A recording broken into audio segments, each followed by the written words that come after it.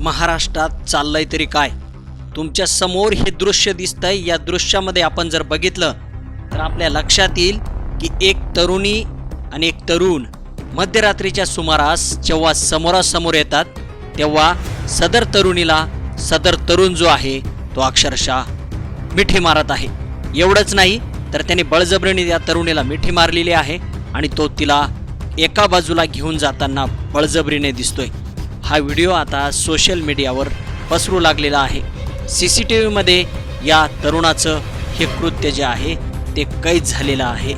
महाराष्ट्राची झोप उडवणारं हे व्हिज्युअल सध्या तुम्ही वेगवान मराठीवर पाहताय। या CCTV मध्ये दिसतंय की तरुणी त्या तरुणाला थांबवण्याचा प्रयत्न करत आहे, तरी तो तरुण तिला अक्षरशः उचलून घेऊन बाहेर जात आहे। या प्रकरणाची माहिती मिळताच क्रांती चौकी पोलिसांनी तपास सुरू केलाय। मात्र आश्चर्याची बाब म्हणजे अद्याप या प्रकरणी कोणतीही अधिकृत तक्रार पोलिसांकडे दाखल झालेली नाही।